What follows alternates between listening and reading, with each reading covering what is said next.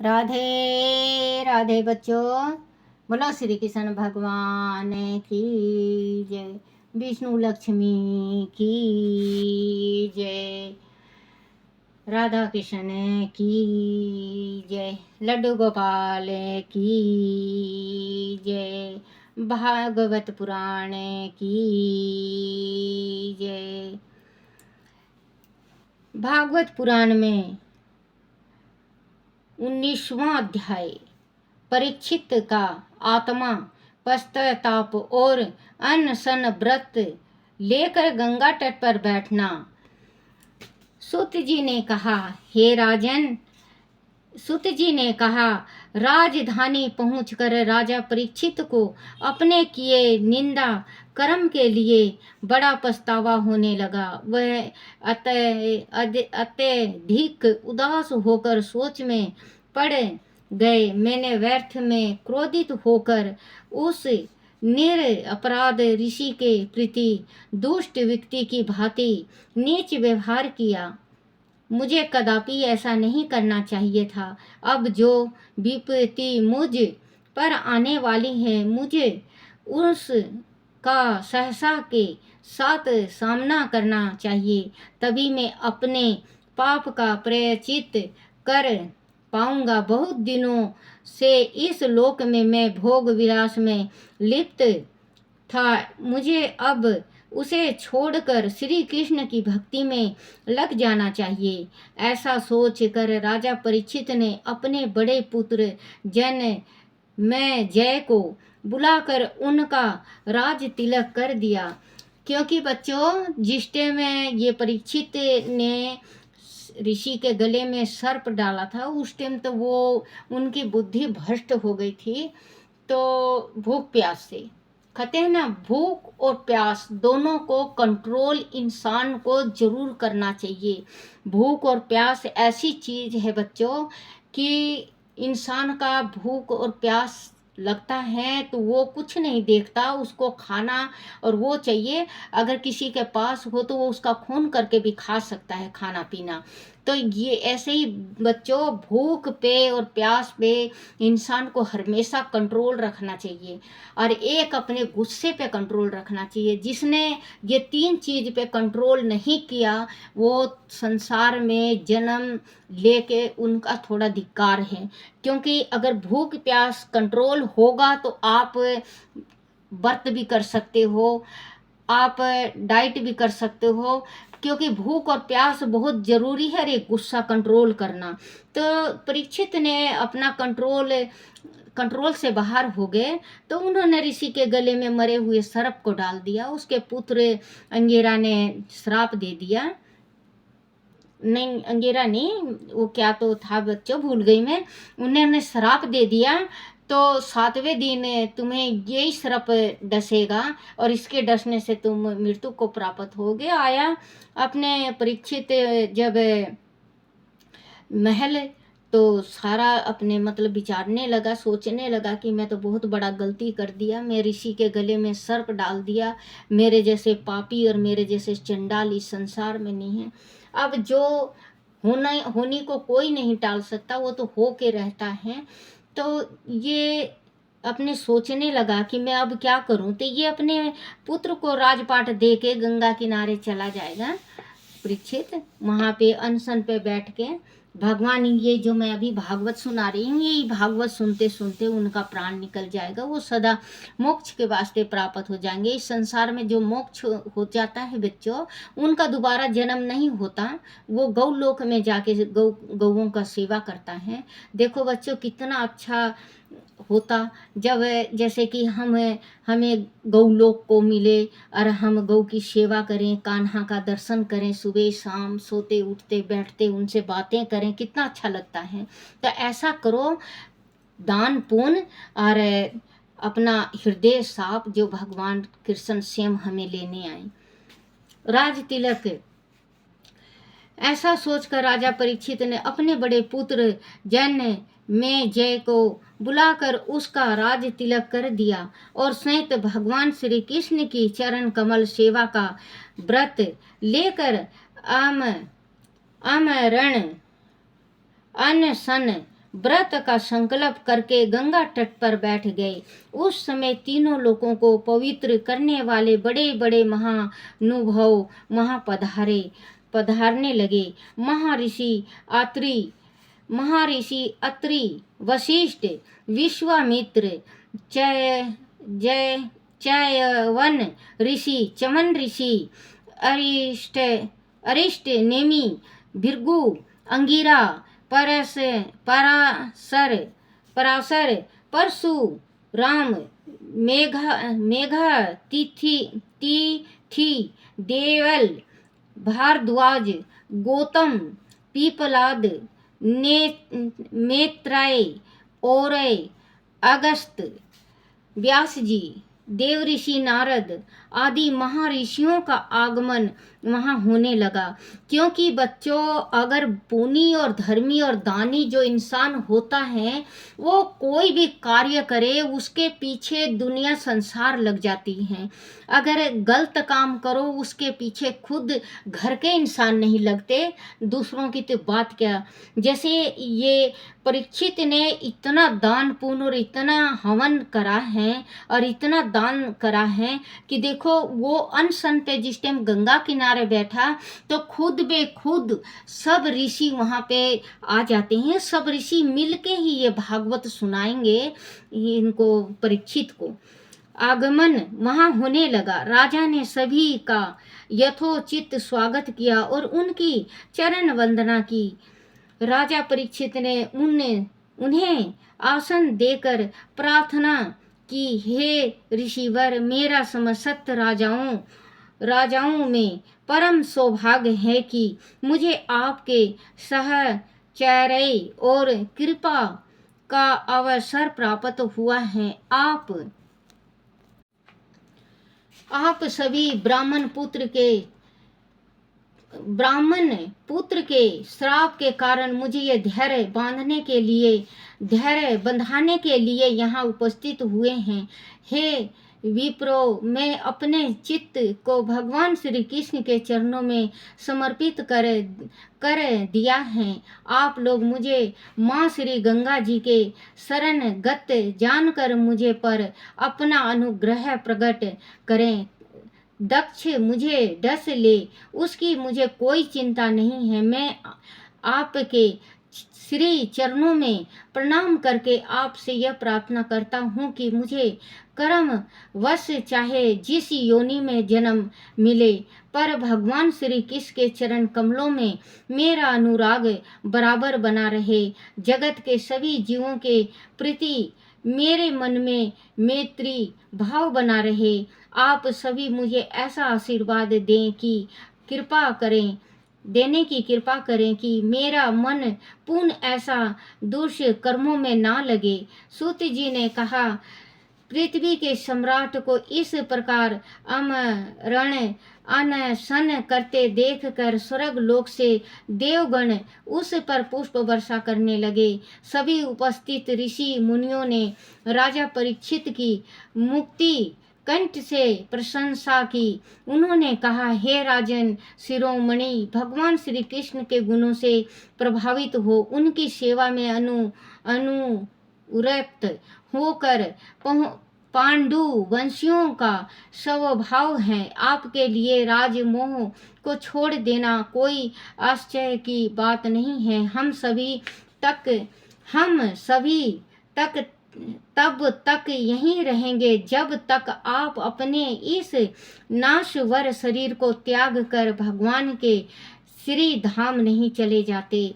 ऋषियों के मधुर वचन सुनकर राजा परीक्षित ने आश्वस्त हो उनसे पुण्य भगवान के मनोहर चरित्र को सुनने की प्रार्थना की और पूछा, हे ऋषिवर, आप लोग मुझे मेरे कर्तव्य को बोध कराएं कि इस अल्प समय में मृत्यु की ओर अग्रसर होने वाले व्यक्ति को क्या क्या करना चाहिए। उसी समय श्री कृष्ण देपान व्यास जी के सुपुत्र भगवान श्री सुखदेव जी वहाँ प्रकट हो गए। वह वारणाश्रम के वहाँ चिन्हों पर पूरी तरह से रहित अवधूत रूप में थे। उनकी अवस्था 16 वर्ष की थी। उनके चेहरे पर परम संतोष था। स्त्रियों और बच्चों ने उन्हें घेर रखा था। उनके नेत्र अत्यंत मनोहर थे। श्याम वर्ण शरीर पर तेज की ललिमा दूर से ही लक्षित की जा सकती थी। ब्रह्मचार्य की आभा उनके चेहरे पर कांति बनकर उद्भासित हो रही थी। उनका सारा शरीर अत्यंत कुसुमार था। लंबी लंबी भुजाएं, सिर पर घुंघराले बाल, चौड़ी उभरी हुई छाती, भौरे के समान गहरी नाभि, भुजाएं, सिर पर घुंघराले दिगवर मेघ, चित्त को हरण करने वाली सौदृश, होठों पर मंद मंद मुस्कुरान, नंगे पैर बिना किसी अड़बर के सहज भाव में शीतल वह आ खड़े हुए राजा परीक्षित ने अतीत रूप में पधारे श्री सुखदेव जी को शीश झुकाकर प्रणाम किया। उनके साथ ही अन्य ऋषि गण भी उन्हें सम्मान देने के लिए उठ खड़े हुए थे। उनके स्वरूप की महिमा को न जानने वाले स्त्री बच्चे वहां से लौट गए। राजा ने आदर सत्कार के साथ श्री सुखदेव जी को आसन ग्रहण कराया। वह उपस्थित सभी ऋषि मुनियों के समूह में सबसे अलग तारों और नक्षत्रों में घिरे चंद्रमा के समान शोभामय मान हो रहे थे। जब श्री सुखदेव जी शांत भाव से बैठ गए, तब भगवान के परम भक्त राजा परीक्षित ने उनके चरण में सिर नवाकर प्रणाम किया और खड़े होकर प्रार्थना की। हे ब्रह्म स्वरूपा ऋषिवर, मेरा परम सौभाग्य है कि अपराधी क्षत्रिय होने पर भी मुझे आप जैसे महात्माओं की संगति के लायक समझा गया है। आपके दर्शनों ने मुझे तीर्थ तुलन पवित्र बना दिया है। आप जैसे संतों के दर्शन मात्र से गृहस्थलों के घर पवित्र हो जाते हैं। हे महायोगी, जिस प्रकार श्री हरि विष्णु के सम्मुख बड़े से बड़े दैत्य भी नहीं ठहर पाते, वैसे ही आपकी संगति से बड़ा पाप भी नष्ट हो जाता है। यह भगवान श्री कृष्ण की कृपा का ही परिणाम है कि आप जैसे एकांतवासी सिद्ध पुरुष ने स्वयं यहाँ पधार कर मृत्यु की ओर बढ़ते हुए मुझे दर्शन दिए।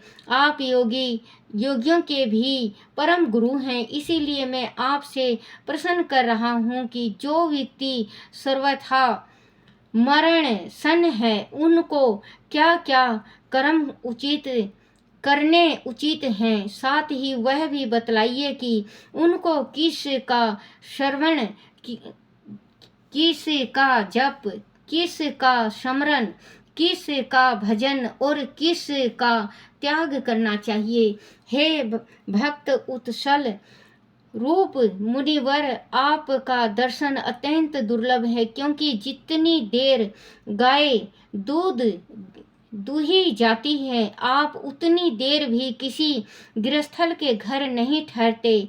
सूत जी ने कहा, जब राजा परीक्षित ने मधुर वाणी में इस प्रकार उनसे स्वाद किया, तब समस्त धर्मों के ज्ञाता वेद मम ज्ञान की श्री व्यास जी नंदन भगवान सुखदेव जी ने सभी ऋषियों को नमन कर अपना प्रवचन आरंभ किया। बोलो श्री कृष्ण भगवान की जय। बच्चों, सुखदेव जो थे, सुखदेव जी स्वयं भगवान ही थे, क्योंकि इन्होंने जैसे ही जन्म लिया था वैसे ही अपने जंगल के तरफ हो गए थे। उस टाइम उसके पिता उसके पीछे पीछे गए तो तालाब में औरतें जब नहा रही थी तो औरतों ने उनको देखा तो नंगे ही नहा रही थी, तो वो ना तो तन को ढकी, ना लजाई, ना मुस्कुराई, एकदम वो अपने में मस्त थी। और जब इनके पिता निकलने लगे तो उनको देख के अपना बदन ढकने लगी। ऋषि ने अचंभे में कहा, बोले कि इनको देख के आपने अपना तन तक नहीं ढका, आंख भी नीचे नहीं किया, और मुझे देख के अपना जल्दी जल्दी कपड़ा पहन के नज़र नीचे कर ली, ये क्या बात है। तो ऋषि से उन्होंने जवाब दिया, ऋषि को कि आपने सब औरत आदमी का भेद जान चुके हो, और ये जो सुखदेव हैं ये तो जन्म लेते ही अपनी माँ के कोख से जैसे ही पैदा लिए हैं वन को चले गए, इनको अभी कुछ ज्ञान नहीं है, औरत आदमी का भेद का पता नहीं है। तो भगवान जिस टाइम ये सुखदेव जी कहीं पे भी जाते हैं तो ये भागवत पुराण कहते हैं, तो ये परीक्षित जो था, इन्होंने कहा कि मैं तो धन भाग है मेरा जो श्री कृष्ण भगवान की मेरे पे कृपा बरसी है, जो आप पधारे, आप कोई ऐसा मुझे बतलाओ जो इंसान का अंत होता है, जिस टाइम में वो उसकी आयु पूरी हो जाती है और भगवान के पास जाता है, तो उस टाइम क्या करना चाहिए, इंसान को क्या करना चाहिए जिस टाइम उसका अंत आता है। तो अब जो ये सुखदेव हैं ये सारे इनको बताएंगे कि क्या क्या करना चाहिए। तो बच्चों, जैसे भागवत जिस टाइम किसी का अंत आता है और किसी किसी के प्राण तुरंत निकल जाती है, पता भी नहीं चलता, और किसी किसी का बहुत इंसान बहुत तड़पता है, तड़प के प्राण निकलता है, तो उनको भागवत जरूर सुनाना चाहिए। गीता का पाठ एक अध्याय रोज उसको सुना चाहिए। और गौ दान करो, नीचे बछड़ा हो, गौ जरूर दान करना चाहिए उसके हाथों से। और बच्चों अन्न का दान उसके हाथों से जरूर करा देना चाहिए, क्योंकि वो जो घिसल घिसल के मरता है, जिसका प्राण बहुत मुश्किल से निकलता है, वो बच्चों दानी नहीं होता, उसके दिल में धर्म नहीं होता। कोई कोई कितना भी धर्म करता है, कोई कितना भी दान करता है, लेकिन वो बाद में पछताता है उस दान को करके, और कन्या दान करने के बाद कन्या से पैसा ठग लेता है, तो बच्चों उसकी बहुत मुश्किल से प्राण निकलता है। अगर कन्या दान करते हैं, सबसे दान महादान कन्या दान होता है। कन्या दान के कन्या के घर में खाना भी नहीं खाना चाहिए। आजकल तो बेटे मॉडल जमाना हो गए हैं, कन्या के घर में दूसरे तीसरे दिन माँ बाप पहुँच जाते हैं, लड़ते भी हैं, रोटी भी खाते हैं, खाना भी खाते हैं। और जमाई क्यों कहते हैं, जमाई जम होता है, जमाई इस वास्ते कहते हैं कि जमाई, बच्चों जमाई के घर का नहीं खाना चाहिए, जम आता है लेने उसको। अगर जो जमाई के घर खाता है जमाई की कमाई, तो उसको जम लेने आता है। तो जमाई के घर खाना नहीं चाहिए, बेटी के घर खाना नहीं चाहिए। कन्यादान दे दिया, अगर हमने अपने पुरोहित को दान कर दिया, अगर अन्न का दान कर दिया, तो उसके घर में रोटी नहीं खाना चाहिए। गुरु के घर में अन्न का दान कर दिए, तो अगर गुरु हाथ से प्रसाद दे तो प्रसाद ग्रहण करो, पेट भर खाना नहीं खाना चाहिए गुरु के घर भी। क्योंकि गुरु को जो चीज़ हम दान कर देते हैं, दान करा हुआ कुछ नहीं खाना चाहिए। हाँ, गुरु देता है, गुरु हमें देता है प्रसाद के तौर पे, तो हमें खाना चाहिए। हाँ, पुरोहित के घर में नहीं खाना चाहिए। पुरोहित के घर में, क्योंकि पितरों का दान जाता है, तो पुरोहित के घर में दान का खाना नहीं चाहिए। तो बच्चों, आप दान करो, पुण्य करो, और जो बुजुर्ग हो उसे आप एक अध्याय भागवत का रोज सुनाओ, क्योंकि उसका जिस टाइम प्राण निकले तो पट से निकल जाए। बच्चों, शिव हरि। ओम नमो भगवते वासुदेवाय। ओम नमो भगवते वासुदेवाय। ओम नमो भगवते वासुदेवाय। ओम नमो भगवते वासुदेवाय। और आजकल बच्चों देखो, कल भी लड्डू गोपाल का कृष्ण जन्माष्टमी मनाया गया था, लेकिन हम तो आज ही मनाए हैं, क्योंकि जो अष्टमी को जन्म लिए हैं कृष्ण भगवान रात्रि को, तो वो सातम को कैसे करेंगे। अष्टमी का जन्म हुआ है कृष्ण का, और नौमी का होता है गुग्गा का थापा लगाते हैं, किसी किसी के घर में गुग्गा की थापा लगता है। तो बच्चों, जो आजकल त्योहारों को भी भगवान के साथ ये संसार में खेल मच गया है। दो त्योहार मनाते हैं, चाहे कोई भी त्योहार आ जाए, दो संसार में आधा जने पहले मनाएंगे, आधा जने बाद में मनाएंगे। संसार में आज भी बच्चों, आज आधा से अधिक जनों ने आज किया है, और आधा से कम लोगों ने कल किया था। तो जिस टाइम बच्चों श्री कृष्ण का जन्म हुआ है, तो अष्टमी का हुआ है, बुधवार था अष्टमी का, और कृष्ण पक्ष था रात्रि को 12 बजे। तो बच्चों, जन्माष्टमी जैसे कृष्ण का होता है वैसे ही मनता है, ये भद्र नहीं लगता। जहाँ पे स्वयं भगवान अवतारित हो गए, वहाँ पे ये भद्र और ये काल सर्प दोष, ये इनका क्या काम। भगवान तो स्वयं भगवान हैं, क्योंकि आज का जन्माष्टमी है, और आज का जन्माष्टमी अगर आपने कल कर लिया हो जन्माष्टमी, तो आज का भी जरूर जन्माष्टमी आप भगवान को मनाओ, और भगवान से अर्चना करो, भगवान से कहो कि भगवान तेरे संसार की हालत क्या हो गई, भगवान कितना बदल गया इंसान। सूरज ना बदला, चांद ना बदला, बदल गया इंसान, कितना बदल गया इंसान, क्योंकि इंसान बदल चुके हैं। दो दो त्योहारें हर एक।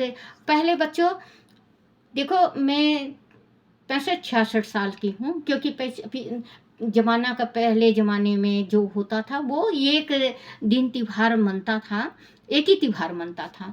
अब बच्चों दिवाली मनेगी, दो दो मनेगी, दशहरा मनता है, दो दो मनते हैं, कुछ भी। अब जन्माष्टमी भी देख लो बच्चों, दो मना रखा जन्माष्टमी भी।